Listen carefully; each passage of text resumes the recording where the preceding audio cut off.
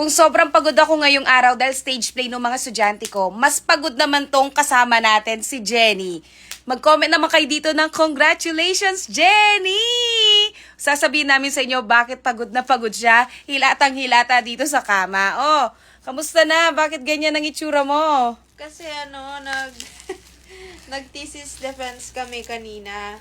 And then, ilang araw na lagi kaming naka-meeting, magkaka-groups, tapos laging late natutulog.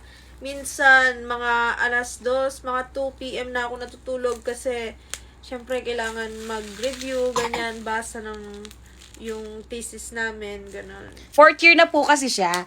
At after nito ng thesis nyo, mag-OJT na sila, yung tinatawag na OJT. Pero ang tanong natin, ako hindi ko pa natanong sa kanya to eh. Kamusta yung thesis defense? Okay naman so far. So, ayan, may mga tanong naman talaga. Matik naman niya yun kapag nagde-defense. So far, nasagot naman.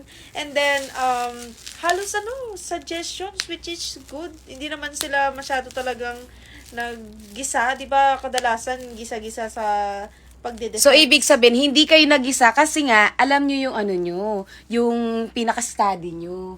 Alam nyo, kabisado nyo, kasi kayo mismo ang napagod, kayo mismo ang gumawa, kaya hindi kayo nag-isa kasi may mga sagot kayo. So, yan na. Congratulations, Jenny! So, ibig sabihin yan, may mga ifa-finalize na lang kayo para anong tawag doon? Suggestion nga ng mga Tapos para ma-finalize and mabookpay nyo at mapasa na talaga. Yeah. Wow! So, road to graduation na ba to? Next year, magpa-practicum muna ako or OJT. So, bali, 3 yung, ko niyan, setting, industrial, clinical, at saka yung isa, sa school setting, ganon. So, sa second sem na to? Second sem. O yun, So, mag-OJT na siya. Yung mga vlogs ko na yan, guys, is more on OJT. Oo, experience niya na yun.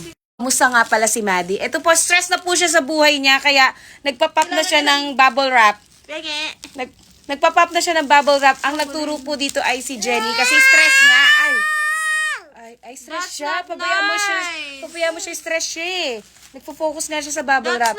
Ang nagturo sa kanya nitong pagpa-pop ng bubble wrap, si Jenny, kasi nga stress si Jenny, di ba? Sa nila paggawa ng thesis. So, nagpa-pop-pop. Ayan, natutunan ni Maddie.